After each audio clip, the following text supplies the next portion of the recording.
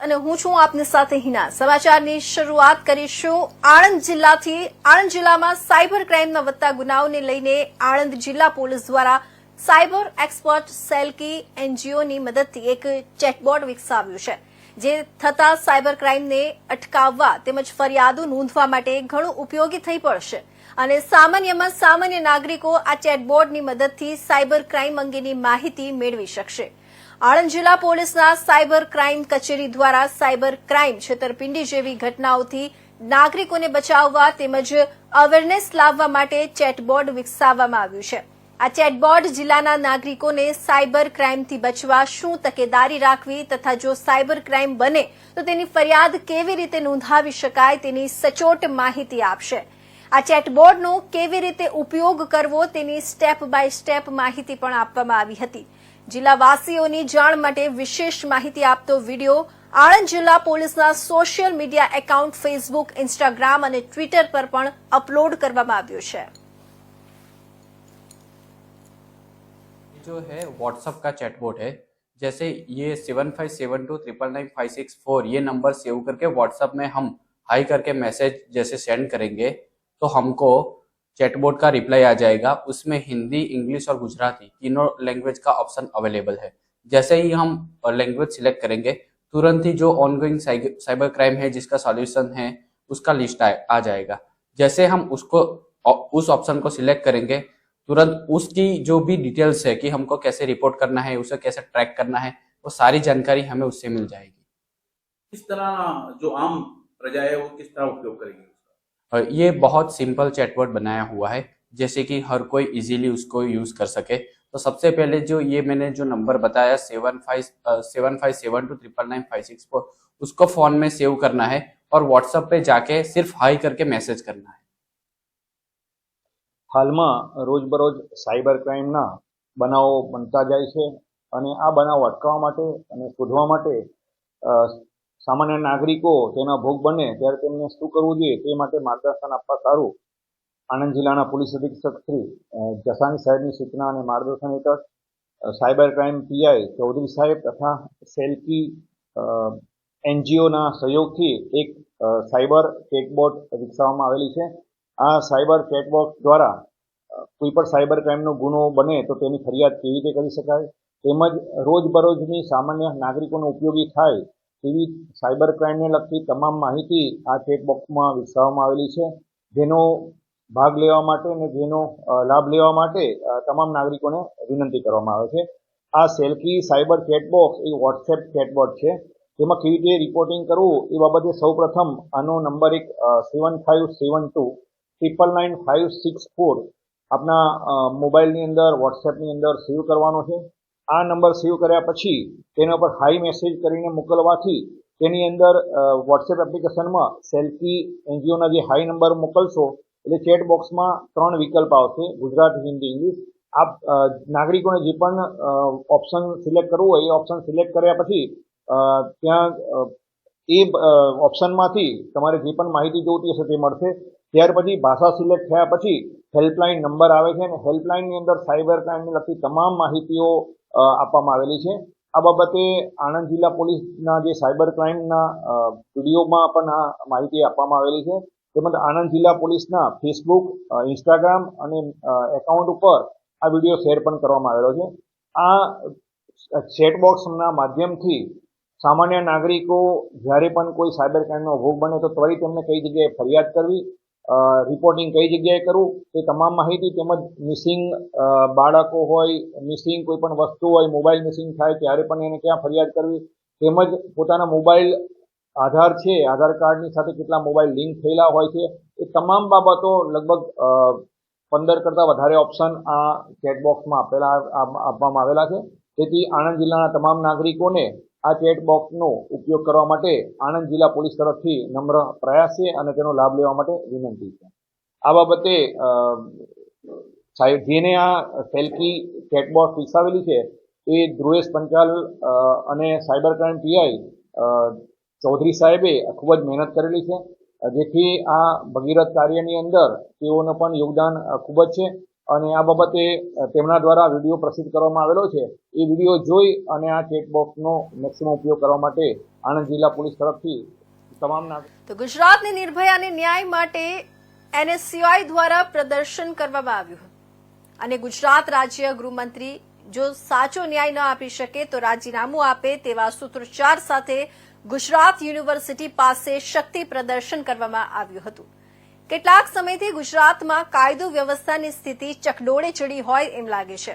ગુજરાતમાં અવારનવાર માસૂમ દીકરીઓના બળાત્કારમાં વધારો જોવા મળતા ગુજરાત રાજ્યના ગૃહમંત્રી હર્ષ સંઘવીના રાજીનામાની માંગ સાથે અને ભરૂચ જિલ્લાના ઝઘડિયા તાલુકામાં બનેલા બળાત્કારની ઘટનામાં આરોપીને ફાંસીની માંગ સાથે એનએસયુઆઈ ગુજરાત યુનિવર્સિટીના 4 રસ્તે વિરોધ પ્રદર્શન કરવામાં આવ્યું અને આરોપીને ફાંસીની સજા થાય તેવી એનએસયુઆઈ દ્વારા માંગ કરવામાં આવી છે.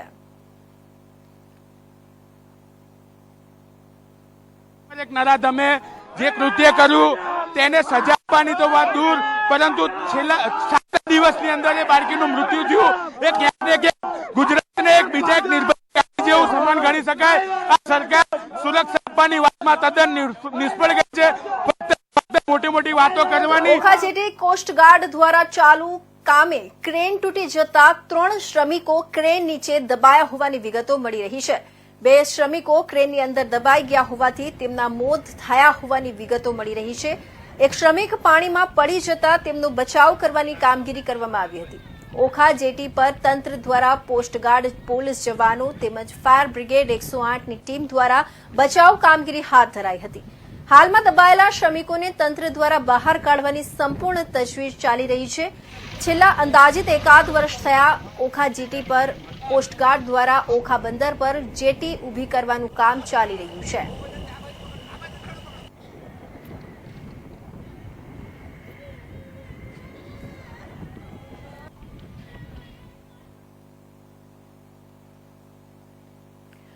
તો આણંદના જીટોડિયા ખાતે આવેલા માતા મરિયમના ચર્ચમાં આજે સવારે 9 વાગે ખ્રિસ્તી ધર્મગુરુઓ દ્વારા પ્રભુ ઈશુને ખ્રિસ્તી યજ્ઞ અર્પણ કરવામાં આવ્યું હતું.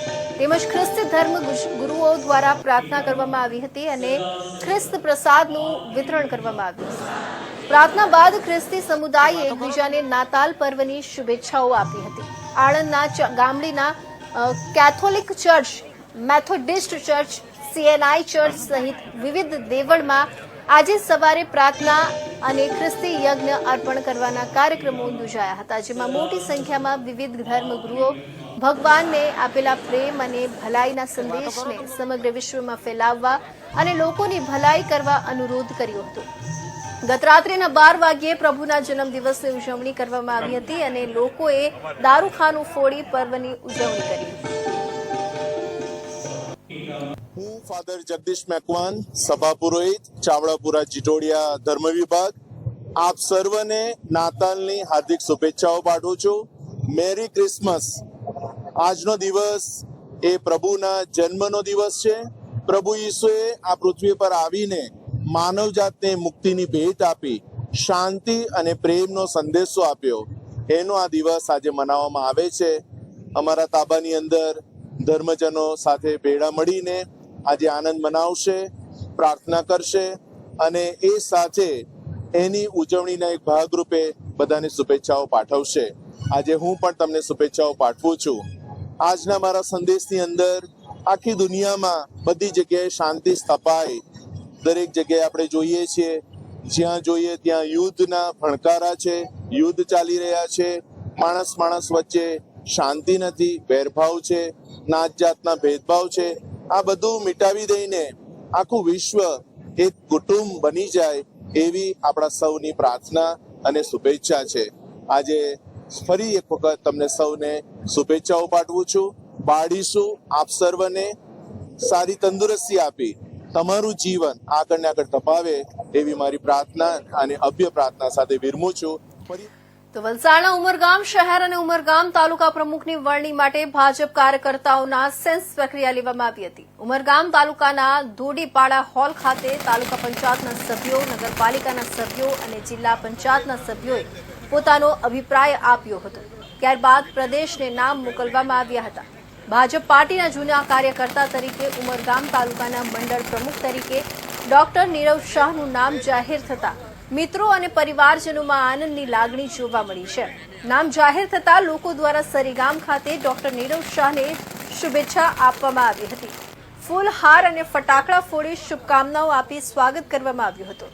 ડોક્ટર નીરવ શાહે ભારતીય જનતા પાર્ટીના અને સંગઠન સહિત તમામ હોદ્દેદારોના આભાર માન્યા હતા. વર્ષોથી મેં પાર્ટીનું કાર્યક્રમ કરતા આવ્યો છું ને નિષ્ઠાપૂર્વક કામ કરી રહ્યો છું સંગઠનનું. એ જોઈને મને સંગઠને આટલી મોટી ભારતીય જનતા પાર્ટીની તાલુકા પ્રમુખ તરીકે નિયુક્તિ કરવા બદલ હું પાર્ટીનો ઋણી છું ને પાર્ટી જે બી મને આવનારા સમયમાં જે બી મને કામ આપશે એ મેં કામ નિષ્ઠાપૂર્વક કામ કરીશ, નિસ્વાર્થ કામ કરીશ. લલિતભાઈ શાહને ચૂંટીને લાવ્યા એ બદલ મેં પાર્ટી વતી એમનો આભાર માનું છું ને મારા તમામ વડીલોનો ને લોકતંત્રનો તમામનો આભાર માનું છું. તમામ બૂથ પ્રમુખોનો હું મેં આભાર માનું છું. જિલ્લા પંચાયત સભ્યોનો હું આભાર માનું છું. જય હિન્દ. તો ભાવનગર શહેરના કુંભારવાડામાં આવેલા લિયાકત અલીની દરગાહ પાસે ખાતરવાડી વિસ્તારમાં રહેતા જુબેદાબેન શેખના રહેણાંકીય મકાનના સ્થળે બુધવારે સવારે સ્ટેટ વિજિલન્સે દરોડા પાડી ₹2,72,000નો 1460 લીટર દેશી દારૂ તેમજ મુદ્દામાલ સાથે કુલ ₹3,43,000ની મત્તા જપ્ત કરી હતી. પોલીસે આ કાર્યવાહીમાં યાકુબ કાસમ શેખ, સુરેશ સામત ચૌહાણ, રસૂલ ઇસ્માઇલ શેખ, મહેબૂબ કાસમ શેખ, સોહિલ કાસમ શેખ અને જુબેદા કાસમ શેખ સામે કાર્યવાહી હાથ ધરી છે અને ખેડૂતવાસના એક શંકર નામના શખ્સનું નામ ખુલ્યું. આ કેસમાં કુલ 5 આરોપી ગિરફ્તાર કર્યા છે. બનાવની વધુ વિગતોની રાહ જોવાઈ રહી છે.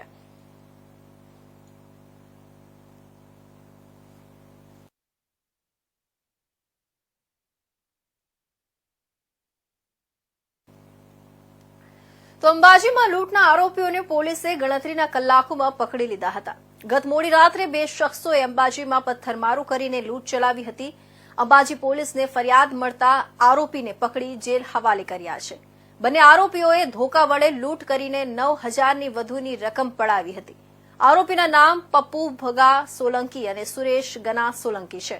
અંબાજી પીઆઈ આરબી ગોહિલે જણાવ્યું કે આવા અસામાજિક તત્વોને કડક સજા મળે તેવી કોશિશ કરીશું. યાત્રાધામમાં કોઈપણ પ્રકારની દાદાગીરી કોઈની પણ ચાલશે નહીં તેવું તેમણે જણાવ્યું હતું. મહત્વનું છે કે અત્યાર સુધી લુખ્ખા તત્વો કે ગુંડાગર્દી કરીને આતંક મચાવનારા લોકોનું જ પોલીસ સરઘસ કાઢતી જોવા મળી હતી, પરંતુ પહેલીવાર અંબાજીમાં લૂંટના ગુનામાં પકડાયેલા આરોપીનું પણ સરઘસ કાઢવામાં આવ્યું. અંબાજી પોલીસ સ્ટેશનમાં આજરોજ ફરિયાદી નિર્મળભાઈ જોશીએ એમની સાથે ગઈકાલે રાત્રે એક લૂંટનો બનાવ બનેલો હતો.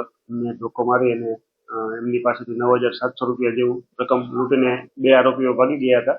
રાતના ડરના કારણે ફરિયાદ આપવા નહોતા આવ્યા. સવારે એમણે આવીને ફરિયાદ આપી એટલે ફરિયાદ દાખલ કરીને આરોપીઓ માટે તાત્કાલિક પોલીસ એક્શનમાં આવી અને આરોપીઓની બાતમી રાહે હકીકત મેળવી આરોપીઓને પકડી પાડી. બંને આરોપીઓ જંબેરા ગામના છે અને આરોપીઓને પકડી તાત્કાલિક આરોપીઓને જે બનાવ હતો એ બનાવ સ્થળે લઈ જઈ અને એ કબૂલાત આપતા હોય આ બનાવ બાબતે અને જગ્યા સામે ચાલી દેખાડતા હોય રિકન્સ્ટ્રક્શન પંચનામું કરવામાં આવેલું છે.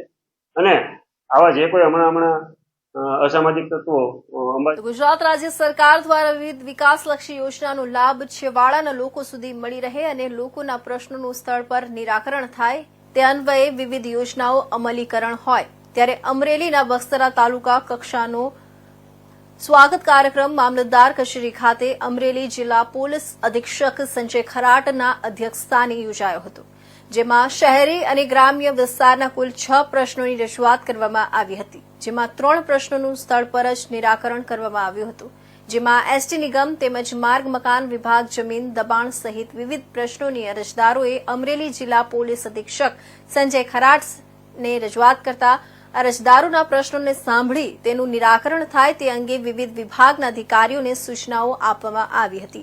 આ તકે બગસરા મામલતદાર પ્રશાંત ભીંડી, નાયબ મામલતદાર નિહાર વઘાસિયા, પીઆઈ સાળુંકે, પીએસઆઈ કમલેશ દાન ગઢવી સહિત અધિકારીઓ ઉપસ્થિત રહ્યા હતા.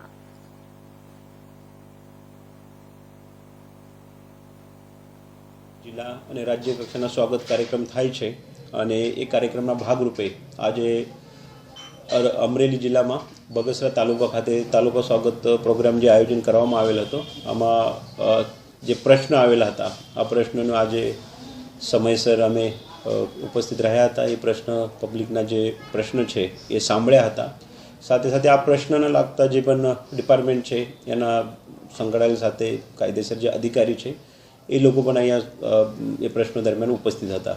આમાં કુલ બગસરા જગ્યા ઉપર તાલુકામાં અને બગસરા નગરપાલિકા વિસ્તારના 6 પ્રશ્ન અહીંયા રજૂ કરવામાં આવેલા હતા. આમાં જે 3 પ્રશ્નો હતા એ પ્રશ્નનું પ્રશાસને જ્યારથી રજૂઆત આવી હતી ત્યારથી અને આજ દિન સુધી નિકાલ કરેલા છે. જેમાં જે રજૂઆત કરનાર હતા એમનું પણ આ પ્રશ્નોને જે નિકાલ કરેલ છે તે બાબતે સમાધાન અને સંતુષ્ટિ બતાવેલી છે. સાથે સાથે અમુક પ્રશ્નો જે છે એ પ્રશ્ન જેમાં નિકાલ આવવા ઉપર થોડોક સમય લાગશે અથવા પ્રશાસનના જે તો ભાવનગરમાં તોફાની તત્વોને કાબૂમાં લેવા નીલમબાગ પોલીસે કાર્યવાહી કરી હતી. પથ્થરમારાના આરોપીઓને ઘટના સ્થળે લઈ જવામાં આવ્યા હતા અને પુનઃનિર્માણ કરવામાં આવ્યું હતું. ભાવનગરમાં નાસ્તાની લારી પર તોડફોડ અને પથ્થરમારાની ઘટના બની હતી. સામાન્ય તકરારમાં 7 થી વધુ લોકોએ નાસ્તાની ટ્રકમાં તોડફોડ કરી હતી અને પથ્થરમારો કર્યો હતો. નીલમબાગ પોલીસમાં ફરિયાદ નોંધાયા બાદ આરોપીઓને કસ્ટડીમાં લેવાયા હતા. ધરપકડ કરાયેલા તમામ આરોપીઓને ઘટના સ્થળે લઈ જવામાં આવ્યા હતા અને પુનઃનિર્માણ કરવામાં આવ્યું હતું. આરોપીને જોવા લોકોના ટોળા ઉમટી પડ્યા હતા. નીલમબાગ પોલીસે તમામ આરોપીઓને ઘટના સ્થળે લઈ જઈ કાર્યવાહી હાથ ધરી હતી.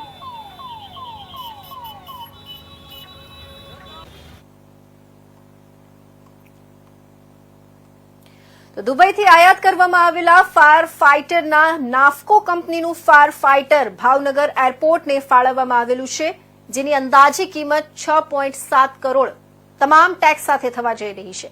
ત્યારે આવનાર સમયમાં ગુજરાતના તમામ એરપોર્ટમાં આ ફાયર ફાઇટર ફાળવવામાં આવશે. ત્યારે હાલ ભાવનગર એરપોર્ટને પ્રથમ નાફકો કંપનીનું ફાયર ફાઇટર ભાવનગર એરપોર્ટને ફાળવવામાં આવ્યું છે, જે ઓટોમેટેડ ટ્રાન્સમિશન સિસ્ટમ ધરાવે છે. અત્યાધુનિક ફાયર ફાઇટર 10,000 લીટરની ક્ષમતા ધરાવે છે. ઉપરાંત 1300 લીટર ફોમની ટેન્ક પણ છે. ઉચ્ચ ઉષ્ણ તાપમાન ભેજ સામે કામ કરવાની ક્ષમતા ધરાવે છે અને ઓપરેટ કરવામાં આસાન છે. ભાવનગર એરપોર્ટ ડાયરેક્ટર તપન નાયકના જણાવ્યા પ્રમાણે દેશના તમામ હવાઈ મથકો પૈકી ભાવનગરને આ અત્યાધુનિક ફાયર ફાઇટિંગ સિસ્ટમ ફાળવાઈ છે અને તે રાજ્યમાં સર્વપ્રથમ છે. નાફકોનું ફાયર ફાઇટર 9100D સ્ટાન્ડર્ડનું છે અને ક્વોલિટી મેનેજમેન્ટ સિસ્ટમનું ઇન્ડસ્ટ્રી બેચમાર્ક ધરાવે છે. ત્યારે હવે આ અત્યાધુનિક ફાયર ફાઇટરને લીધે ભાવનગર એરપોર્ટ ફાયર ફાઇટિંગ કેપેસિટીમાં વધારો થયો છે. જોકે પ્લેનમાં લાગેલા આગ ખૂબ ભયાનક હોય છે, જેમાં માત્ર ને માત્ર 1 થી 2 મિનિટમાં તમામ ખતમ થઈ જતું હોય છે. ત્યારે આ અત્યાધુનિક ફાયર ફાઇટરની વિશેષતા એ છે કે તે 1 થી 2 મિનિટમાં આગ પર કાબુ મેળવવા માટે તૈયાર થઈ જતું હોય છે. સાથે સાથે અત્યાધુનિક ફાયર ફાઇટરમાં એડવાન્સ રેસ્ક્યુ કરવા માટેના સાધનો ઉપલબ્ધ છે, જે લાઈફ સેવિંગ રેસ્ક્યુ કરવા માટે મદદગાર સાબિત થઈ રહ્યું હોય છે. વાત કરીએ તો શા માટે ભાવનગર એરપોર્ટ મહત્વનું છે, તો ભાવનગર હવાઈ મથક મુંબઈથી એકદમ નજીકના અંતરનું છે. ભૌગોલિક દ્રષ્ટિએ અતિ મહત્વનું ગણવામાં આવે છે. તાજેતરમાં એરપોર્ટ ઓથોરિટી ઓફ ઇન્ડિયા દ્વારા કરવામાં આવેલા સર્વેમાં એરપોર્ટની ટ્રાન્સપોર્ટેશન સુવિધામાં ભાવનગરને 4.20 માર્ક સાથે ગુજરાતમાં પ્રથમ ક્રમાંક આપવામાં આવ્યો હતો. વર્ષ 2023માં ભાવનગર એરપોર્ટ 4થા ક્રમે હતું. તેની સુવિધામાં વધારો થવાથી હવે ટોચના ક્રમે આવી ગયું છે.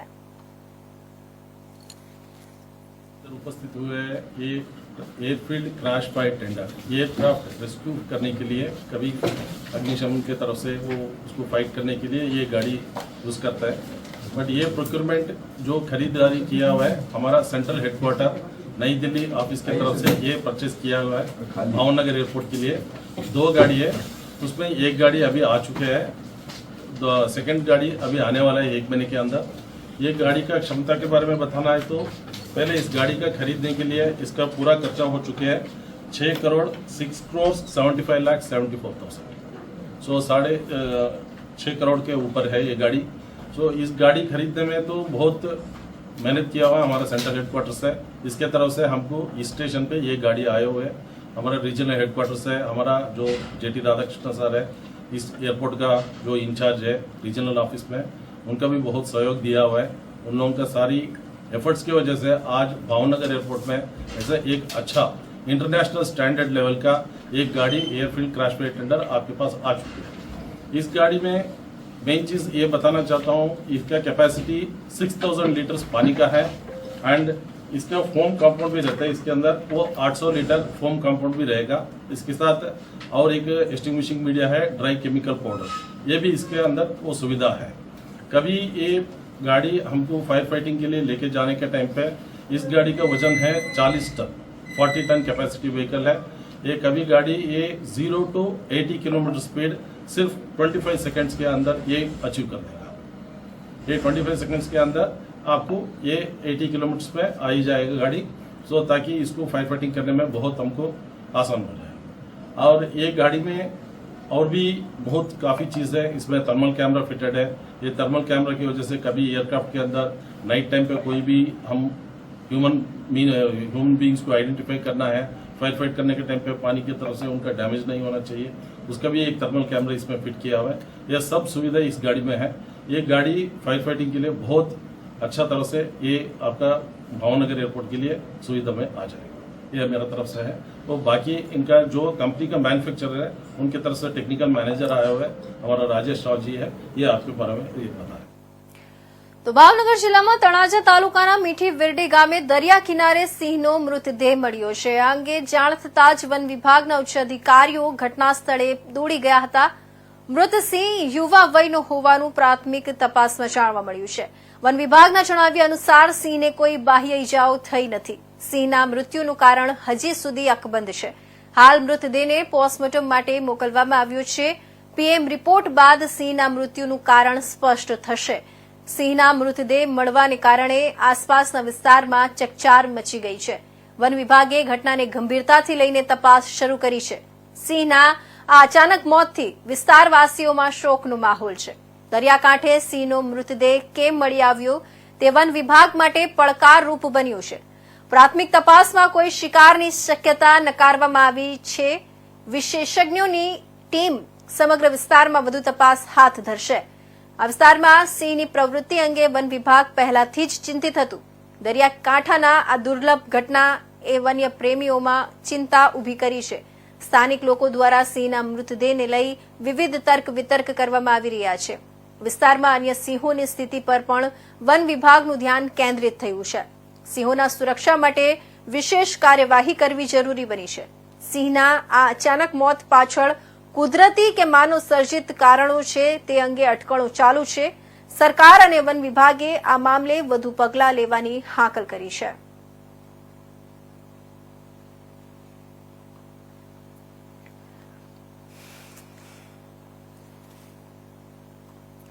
તો દાદરથી પોરબંદર તરફ જતી સૌરાષ્ટ્ર એક્સપ્રેસ ટ્રેન નંબર 19015 પોતાના નિર્ધારિત સમયથી ડાઉન લાઇન પર સુરતથી નીકળી ભરૂચ તરફ જઈ રહી હતી।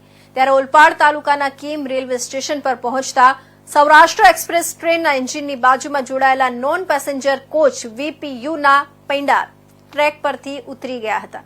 જોકે ગણતરીની મિનિટોમાં આકસ્મિક બનેલી ઘટનાના પગલે ટ્રેનમાં સવાર મુસાફરોને આંચકો લાગતા મુસાફરોના જીવ તાળવે ચોંટી ગયા હતા। જોકે પરિસ્થિતિ પામી ગયેલા સૌરાષ્ટ્ર એક્સપ્રેસના ચાલકે સમય સૂચકતા સાથે ટ્રેન થોભાવી દીધા હતા। એક મોટી રેલવે દુર્ઘટના ટળી ગઈ હતી। જોકે સમગ્ર ઘટનાની જાણ થતાં રેલવેના ઉચ્ચ અધિકારીઓ બનાવના સ્થળે કીમ રેલવે સ્ટેશન પર દોડી ગયા હતા, જ્યાં પાટા પરથી ઉતરી ગયેલા ડબ્બાનું રિસ્ટોરેશન કામગીરીની પ્રક્રિયા હાથ ધરવામાં આવી હતી। રેલવેના વરિષ્ઠ અધિકારીઓના સીધા માર્ગદર્શન હેઠળ પરિસ્થિતિ પૂર્વવત કરવાની કામગીરી હાથ ધરવામાં આવી હતી। ત્યારે કોચ ડિરેલમેન્ટના પગલે ડાઉન લાઇન પર આવતી અન્ય ટ્રેનોને જે તે સ્ટેશનો પર થોભાવી દેવામાં આવી હતી। તો આમ 2.5 કલાકથી વધુ ડાઉન લાઇન પર ટ્રેન વ્યવહાર ખોરવાઈ જતા લાંબા અંતરની એક્સપ્રેસ ટ્રેનમાં સવાર મુસાફરો કફોડી હાલતમાં મુકાઈ ગયા હતા। જોકે સમગ્ર ઘટનાક્રમમાં કોઈ મુસાફરો કે કર્મચારીઓને કોઈ ઈજા નહીં પહોંચતા રેલ સૂત્રોએ રાહતનો દમ લીધો હતો। ઘટનાને પગલે પશ્ચિમ રેલવે વિભાગના ડીઆરએમ ઘટના સ્થળે પહોંચ્યા હતા. ડીઆરએમ જીતેન્દ્રસિંહે ઘટનાનું નિરીક્ષણ કર્યું હતું અને કયા કારણોસર રેલવે ટ્રેન ડબ્બાના વ્હીલ ટ્રેક નીચે ઉતરી ગઈ એ તપાસ હાથ ધરવામાં આવી હતી. 70 જેટલા રેલવે વિભાગના કર્મચારીઓ કામે લાગ્યા હતા અને બનેલી ઘટનાને લઈને 2-2.5 કલાક પેસેન્જરોને હાલાકી ભોગવવાનો વારો આવ્યો હતો.